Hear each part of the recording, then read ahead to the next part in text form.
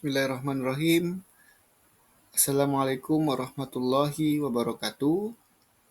Di sini saya Muhammad Reza Gaswara dengan NIM 501162696.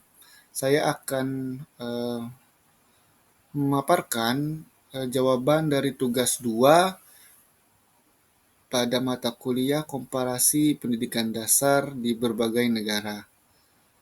Adapun pertanyaan pertama, tugas pertama adalah carilah artikel di Google Scholar mengenai gender di pendidikan dasar. Saya akan saya telah menganalisis sebuah artikel dari Sukma Wijayanto, Munseptiati Purwandari, dan Novi Indah Widanarti dengan judul Membongkar Kurikulum Tersembunyi, Studi Fenomenologis tentang Nilai Keadilan dan Bias Gender di Sekolah Dasar. Kita semua pernah bersekolah di sekolah dasar. Kita belajar matematika, bahasa, sains, dan yang lain-lain. Tapi sadarkah kita bahwa di balik pelajaran formal itu ada pelajaran-pelajaran tak terlihat yang secara halus membentuk cara kita memandang dunia, terutama cara kita memandang peran laki-laki dan perempuan. Nah, presentasi ini akan membongkar bagaimana sekolah tanpa kita sadari ikut melanggengkan yang namanya bias gender.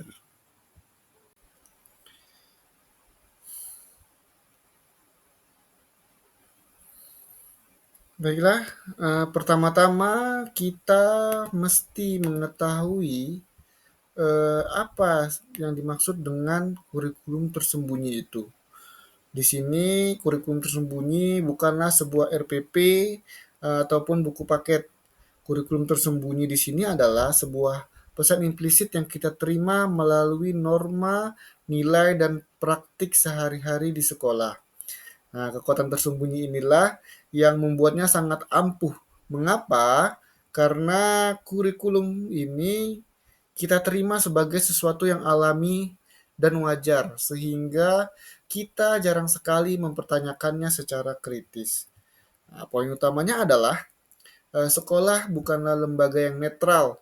Setiap rutinitas dan interaksi di dalamnya, bahkan cara guru membagi tugas piket, ini secara aktif menanamkan nilai dan membentuk identitas anak, termasuk persepsi mereka tentang gender.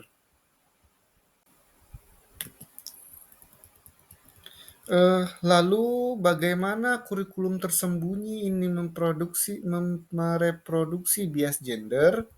Mari kita lihat studi kasus yang paling sering terjadi dan diangkat dalam artikel ini mengenai pembagian tugas piket. Coba kita ingat-ingat kembali, siswa laki-laki seringkali diminta melakukan tugas apa? uh, Apakah mengangkat barang berat, kemudian memindahkan meja, atau tugas fisik lainnya. Sementara yang kita ketahui siswa perempuan akan kita minta untuk menyapu, membersihkan debu, merapikan, atau tugas-tugas yang sifatnya domestik. Nah, praktik ini yang tampaknya sangat sederhana, tanpa kita sadari ini mengirimkan pesan yang kuat, yakni laki-laki itu kuat dan produktif, perempuan itu pemelihara dan dekoratif. Nah, disinilah guru secara tidak sengaja ikut mereproduksi bias gender yang sudah ada di masyarakat.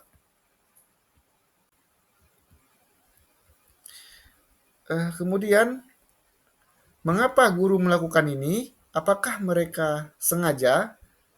Nah, menurut artikel ini, akar masalahnya terletak pada ambivalensi guru atau kebingungan guru.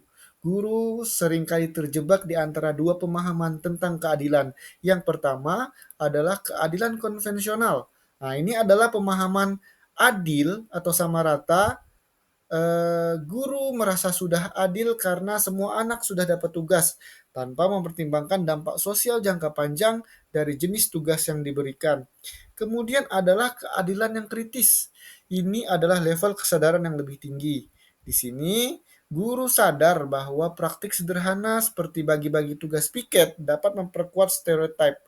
Guru yang kritis akan secara aktif mengubah praktiknya untuk melawan stereotip tersebut. Masalahnya, guru masih banyak terjebak di level keadilan konvensional.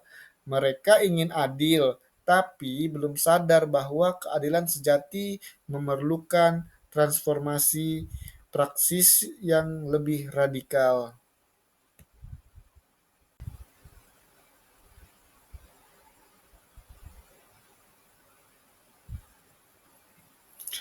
Selanjutnya, untuk bergeser dari keadilan konvensional ke keadaan kritis tadi, guru membutuhkan satu hal, yakni adalah kesadaran reflektif. Ini adalah jantung dari transformasi. Prosesnya, yang dalam artikel itu disebut conscientization, memiliki 3 tahap. Yang pertama adalah refleksi, ya ini guru mulai ngeh atau sadar, oh ternyata cara saya membagi tugas selama ini bias ya. Kemudian yang kedua prosesnya adalah kesadaran kritis. Guru tidak hanya sadar tapi juga paham mengapa ini bermasalah. Dia paham akar sosial dari bias gender dan dampaknya pada perkembangan siswa. Kemudian yang ketiga, aksi transformatif. Nah, ini yang paling penting. Guru tidak berhenti di sadar, tapi dia mengubah praktiknya di kelas untuk menciptakan ruang yang lebih adil dan setara. Guru ini menjadi agen perubahan.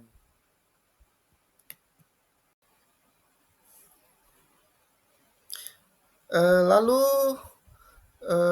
seperti apa bentuk aksi transformatif itu? Nah, artikel ini menawarkan beberapa langkah praktis yang beranjak dari kesadaran tadi. Yang pertama adalah rotasi tugas. Nah, ini adalah solusi paling sederhana dan efektif. Pastikan semua siswa, laki-laki maupun perempuan, melakukan semua jenis tugas piket. Biarkan siswa laki-laki belajar menyapu dan merapikan, dan biarkan siswa perempuan belajar mengangkat barang. Tentu barangnya ini yang sesuai kemampuannya. Nah, ini akan mematahkan stereotip. Kemudian yang kedua, diskusi terbuka. Guru bisa secara proaktif membuka dialog reflektif dengan siswa. Tanyakan, menurut kalian adil tidak kalau yang nyapu hanya perempuan? Nah, dari sini ini akan membangun kesadaran kritis siswa juga. Kemudian yang terakhir adalah tujuan bersama. Pada akhirnya tujuannya adalah membangun budaya sekolah yang secara sadar dan aktif menghargai kesetaraan gender.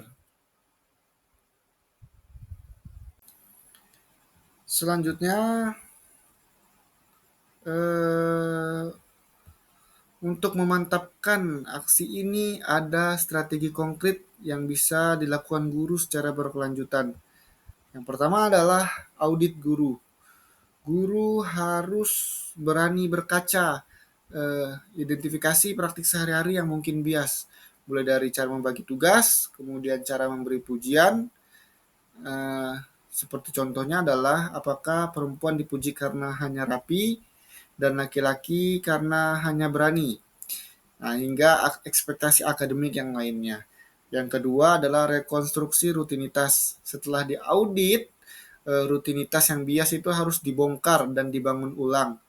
Ubah pembagian tugas, pilih materi ajar yang tidak bias, dan perhatikan cara interaksi di kelas. Kemudian yang terakhir adalah kolaborasi reflektif. Nah, perubahan ini berat jika kita lakukan sendirian. Guru juga perlu berdiskusi dengan rekan guru, orang tua siswa, dan siswa sendiri tentang cara mengatasi bias ini bersama-sama. Kemudian, jika strategi itu berhasil diterapkan, dampak jangka panjangnya akan sangat luar biasa. Bagi siswa, mereka akan tumbuh dengan identitas yang lebih fleksibel dan inklusif. Mereka tidak akan merasa terkungkung oleh stereotip. Siswa perempuan akan lebih percaya diri mengambil peran kepemimpinan, dan siswa laki-laki akan memahami pentingnya peran domestik dan pemeliharaan. Bagi institusi sekolah, tentu saja ini akan menciptakan budaya sekolah yang lebih adil dan positif. Sekolah tidak lagi menjadi pabrik yang mereproduksi ketidaksetaraan, tapi juga menjadi agen nyata dalam perubahan sosial. Namun, guru tidak bisa bergerak sendirian. Mereka pasti butuh dukungan. Slide ini adalah pesan kunci untuk para pemimpin pendidikan, kepala sekolah, pengawas, dan pembuat kebijakan. Kesetaraan gender ini dimulai dari praktik kecil. Karena itu, para pemimpin punya tanggung jawab untuk mendukung guru. Caranya, berikan pelatihan berkelanjutan, ciptakan budaya refleksi kritis di sekolah, dan buat kebijakan yang jelas. Tantangan terbesarnya adalah kesadaran tanpa aksi adalah kegagalan. Ingat, sekali lagi saya tekankan bahwa kesadaran tanpa aksi adalah kegagalan. Banyak seminar tentang gender, tapi jika mengubah praktik di kelas, tapi jika tidak mengubah praktik di dalam kelas, itu percuma. Kita butuh, sangat butuh, bukan butuh saja. Kita sangat butuh komitmen yang nyata. Sebagai kesimpulan, ini adalah panggilan untuk bertindak atau call to action bagi kita semua. Untuk guru SD, mulailah refleksi kritis hari ini. Ingat, setiap keputusan kecil di dalam kelas, seperti membagi tugas piket, adalah kesempatan untuk mengubah persepsi gender anak. Kemudian untuk kepala sekolah, ciptakan ruang aman bagi guru untuk berdialog. Dukung mereka dengan sumber daya, bukan hanya menuntut administrasi saja. Kemudian untuk pengambil kebijakan, integrasikan literasi kurikulum tersembunyi dan kesetaraan gender ini dalam pelatihan guru nasional. Bila perlu, masukkan ke dalam kurikulum PPG, pendidikan profesi guru. Nah, transformasi ini sejatinya dimulai ketika guru berani bertanya kepada dirinya sendiri, apa yang sedang saya ajarkan? Eh, Sekolah, untuk menutup analisis saya ada kata-kata sedikit, yakni sekolah seharusnya menjadi tempat yang membebaskan potensi setiap anak, bukan malah membatasinya dengan kotak-kotak stereotip gender. Selanjutnya, saya akan menjawab pertanyaan kedua mengenai kaitkan artikel ini dalam eh, kehidupan sehari-hari saya sebagai guru kelas. Di sini saya baru sadar bahwasanya setelah membaca artikel ini, saya sadar bahwasanya saya masih sangat bias dalam uh, melihat uh, gender di dalam kelas ini. Di kelas saya hanya menyuruh siswa laki-laki untuk mengangkat bangku, memindahkan meja, kemudian memindahkan buku.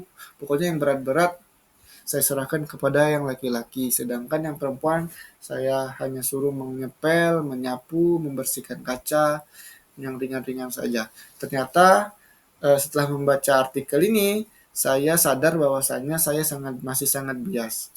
Akan tetapi saya menyadari bahwasanya saya juga sudah menerapkan kesetaraan gender ini di dalam kelas. Kenapa? Karena di kelas saya membolehkan untuk siswi perempuan menjadi pemimpin di dalam kelas, yakni ketua kelas. Dan hasilnya ketua kelas di kelas yang saya ajar, ini kelas 4, ketua kelasnya adalah perempuan dan wakilnya adalah laki-laki. Mengapa saya melakukan seperti itu? Karena saya merasa bahwa perempuan juga mempunyai kesempatan dan hak yang sama. Tidak hanya di dalam kelas, ketika pada pelaksanaan upacara hari Senin, itu ditugaskan kepada kelas saya akan